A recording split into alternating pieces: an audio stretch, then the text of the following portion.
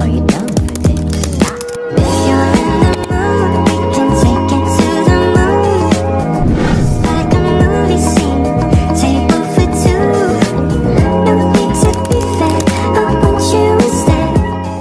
Di sini saya sebagai pemateri yang pertama, saya akan membawakan materi tentang definisi. Kata evaluation dalam bahasa Inggris, kata tersebut diserap ke dalam pembendaharaan istilah Indonesia dengan tujuan mempertahankan kata aslinya. Dengan sedikit penyesuaian hafalan Indonesia menjadi evaluasi, menurut Purwanto, evaluasi adalah pengambilan keputusan berdasarkan hasil pengukuran dan standar kriteria Gronlund. Juga mengatakan evaluasi adalah suatu proses yang sistematis untuk menentukan atau membuat keputusan sampai sejauh mana tujuan telah tercapai. Baik, selanjutnya saya akan menjelaskan materi tentang pengertian dari evaluasi. Menurut William, mendefinisikan evaluasi dengan memperluas kontennya. Objeknya adalah proses pencarian, pengumpulan, dan pemberian data informasi kepada pengambilan keputusan yang diperlukan untuk memberikan pertimbangan apakah program perlu diperbaiki atau dihentikan.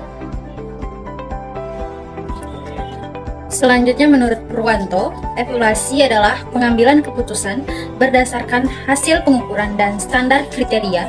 Sedangkan menurut Gronlund juga mengatakan evaluasi adalah suatu proses yang sistematis untuk menentukan atau membuat keputusan yang sampai sejauh mana tujuan telah dicapai. Di sini saya akan menjelaskan tentang kesimpulan definisi evaluasi. Berikut ini disimpulkan beberapa definisi tentang evaluasi menurut beberapa pakar. Yang pertama, evaluasi sebagai pendekatan sistem. Yang kedua, evaluasi sebagai proses dalam identifikasi dan pengumpulan informasi untuk membantu dalam pengambilan keputusan. Yang ketiga, evaluasi sebagai professional judgment, di mana penilaian tentang kualitas suatu program didasarkan pada pendapat para ahli. Yang keempat, evaluasi sebagai proses pembandingan kinerja berdasarkan data sesuai tujuan spesifik yang jelas. Yang kelima, evaluasi sebagai sinonim dari penelitian eksperimen terkontrol yang dilakukan secara hati-hati pada suatu program.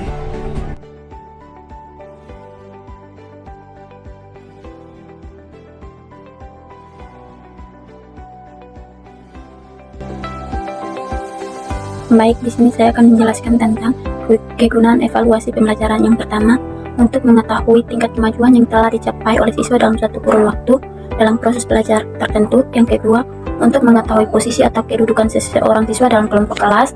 Yang ketiga, sebagai bahan pertimbangan dalam rangka melakukan perbaikan proses belajar mengajar. Yang keempat, bahan pertimbangan bagi pembimbing individu peserta didik. Yang kelima, membuat diagnosis mengenai kelemahan-kelemahan dan kemampuan peserta didik.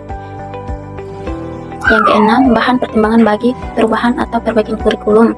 Yang ketujuh, mengetahui status akademis seorang murid dalam kelompok. Yang kedelapan, mengetahui efisiensi metode mengajar yang digunakan. Yang kesembilan, memberikan laporan kepada murid dan orang tua sebagai alat motivasi belajar mengajar. Yang 10, mengetahui efektivitas cara belajar dan mengajar, apakah yang telah digunakan guru sudah benar-benar tepat atau tidak baik yang berkenan bagi sikap guru maupun sikap murid. Berikutnya, saya akan menjelaskan tentang syarat-syarat dalam melakukan evaluasi atau alat tes. Sebelum memperoleh hasil yang bagus dalam melakukan tes atau alat evaluasi, hendaknya seorang guru memenuhi beberapa syarat sebagai berikut. Yang pertama, pendidik hendaknya betul-betul menetapkan terlebih dahulu tujuan dan indikator yang dinilai, sehingga betul-betul terbatas, serta bagaimana dan dengan alat apa saja evaluasi tersebut dinilai.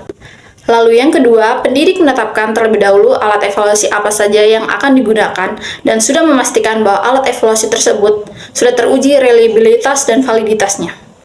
Dan yang ketiga, pendidik dalam melakukan penilaian atau penelitian sebaiknya menilai secara objektif. Artinya apa? Pendidik melihat secara langsung hasil belajar siswa dengan keadaan yang sebenarnya. Yang keempat, hasil penelitian harus betul-betul diolah secara teliti, sehingga dapat ditafsirkan sesuai dengan kriteria yang berlaku. Lalu yang terakhir atau yang kelima, alat evaluasi yang dibuat hendaknya mengandung unsur diagnosis. Artinya apa? Bahwa alat tersebut bisa menjadi suatu acuan untuk mencari kelemahan peserta didik dalam belajar maupun pendidik dalam mengajar. Baik, di sini saya akan melanjutkan ke materi yang berikut, yaitu teknik-teknik evaluasi dalam proses pembelajaran. Di mana teknik-teknik evaluasi dalam proses pembelajaran, secara garis besar, teknik evaluasi dapat dibedakan menjadi dua golongan besar, yakni tes dan teknik non-tes. Yang pertama, secara terminologis, tes dapat diartikan sebagai jumlah tugas yang diberikan oleh seseorang kepada orang lain dan orang yang dites tersebut mengerjakannya. Berikut jenis-jenis tes. Yang pertama, tes formatif. Yang kedua, ada tes sumatif. Yang ketiga, tes subjektif. Yang keempat, ada objektif. Terus yang kelima, ada pretest. Ketujuh, ada post-test, tes buatan, dan tes standar.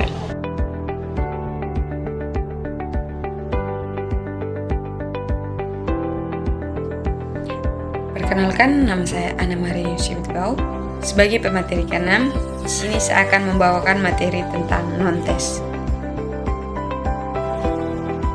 Seperti yang kita ketahui, non-tes adalah teknik evaluasi yang digunakan untuk mengetahui kemampuan dan hasil belajar peserta didik, tapi tidak melalui tes. Beberapa contoh non-tes yang digunakan dalam evaluasi di lembaga PAUD. Yang pertama adalah observasi. Observasi adalah suatu pengamatan dan memberikan perhatian terhadap suatu objek tertentu. Dalam konteks PAUD, observasi digunakan untuk mengamati perubahan tingkah laku peserta didik sebagai akibat dari adanya proses belajar. Misalnya, guru PAUD dapat mengamati bagaimana anak-anak berinteraksi dengan teman-teman mereka setelah mengikuti program sosialisasi. Yang kedua adalah wawancara. Wawancara adalah pengajuan pertanyaan-pertanyaan oleh seseorang kepada orang lain dengan maksud mendapatkan informasi mengenai suatu hal. Dalam PAUD, wawancara dapat digunakan untuk mendapatkan informasi dari anak-anak tentang bagaimana mereka merasa tentang program yang mereka ikuti. Misalnya, guru dapat melakukan wawancara dengan anak-anak untuk mengetahui bagaimana perasaan mereka setelah mengikuti aktivitas bermain dan belajar di dalam PAUD. Yang ketiga adalah angket. Angket adalah suatu instrumen yang berisi daftar pertanyaan yang ditujukan kepada responden dengan maksud agar responden memberikan jawaban, informasi, dan keterangan sebagaimana yang dikehendaki oleh pembuat angket. Dalam PAUD, angket dapat digunakan untuk mengumpulkan informasi dari orang tua tentang bagaimana mereka melihat kemajuan anak-anak. Misalnya, guru PAUD dapat membuat angket untuk mengetahui bagaimana orang tua melihat kemajuan anak-anak mereka dalam berbicara. Yang keempat adalah sosiometri. Sosiometri adalah suatu metode yang dimaksudkan untuk mengetahui kedudukan di dalam kelompoknya. Dalam PAUD, sosiometri dapat digunakan untuk mengetahui bagaimana anak berinteraksi dengan teman-teman mereka. Misalnya, guru PAUD dapat menggunakan sosiometri untuk mengetahui siapa yang menjadi teman dekat anak tersebut di dalam ruangan kelas. Yang kelima adalah catatan berskala. Catatan berskala atau yang dikenal dengan anecdotal record adalah instrumen pengumpulan data yang dapat melengkapi observasi. Dalam PAUD, catatan berskala dapat digunakan sebagai catatan kejadian-kejadian mengenai peserta didik secara insidental. Misalnya, guru PAUD dapat mencatat bagaimana anak-anak berperilaku ketika mereka bermain dengan benda-benda yang berbeda. Yang keenam adalah skala penilaian. Skala penilaian atau yang disebut dengan rating scale adalah suatu daftar pertanyaan yang dipergunakan sebagai pelengkap observasi untuk menjelaskan, menggolongkan, dan menilai peserta didik dalam suatu situasi.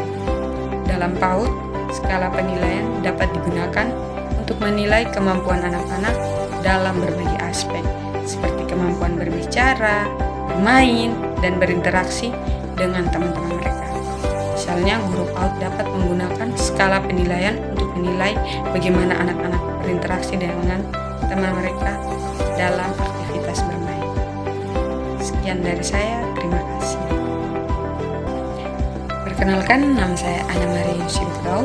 Sebagai pemateri ke-6, di sini saya akan membawakan materi tentang non-tes.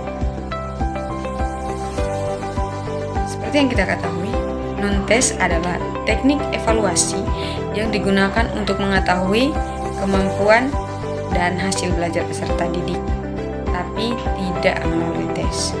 Beberapa contoh non-tes yang digunakan dalam evaluasi di lembaga PAUD. Yang pertama adalah observasi.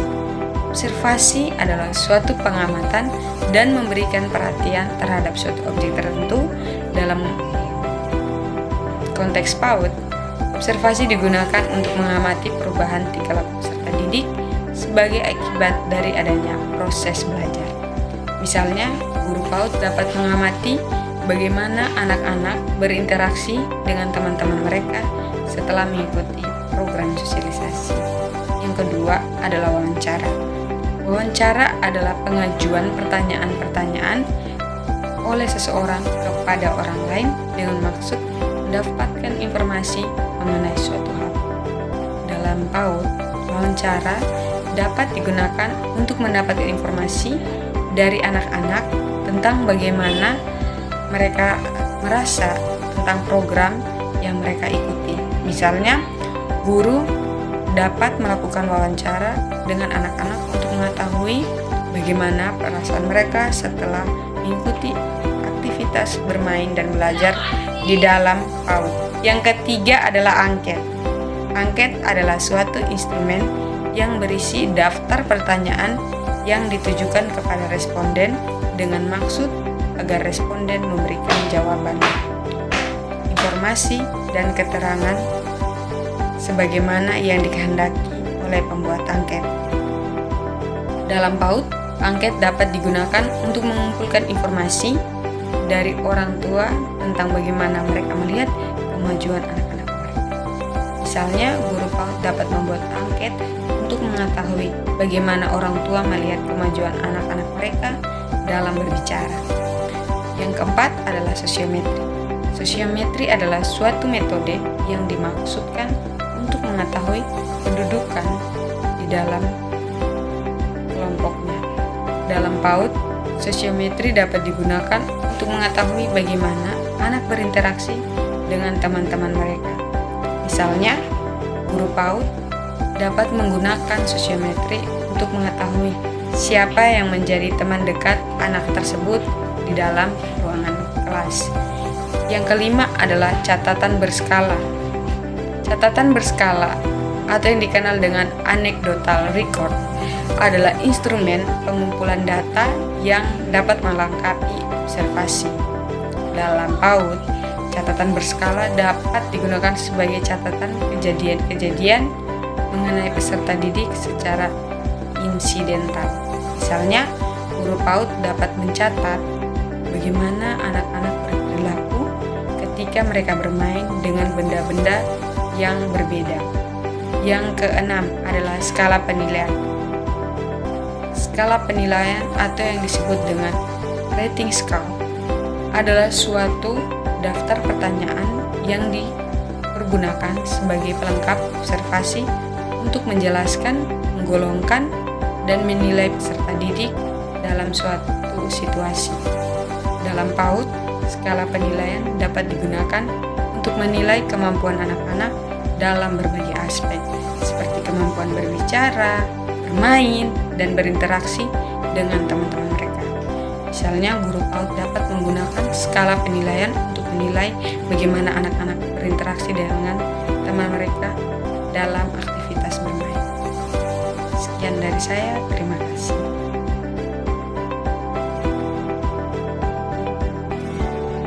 Baik, di sini saya akan menjelaskan tentang prinsip-prinsip evaluasi dalam pembelajaran. Yang pertama adalah sistematis. Sistematis ini adalah Proses evaluasi yang dilakukan secara terstruktur, terencana, dan terorganisir sesuai dengan langkah-langkah dan tujuan yang telah ditetapkan sebelumnya oleh evaluator sendiri.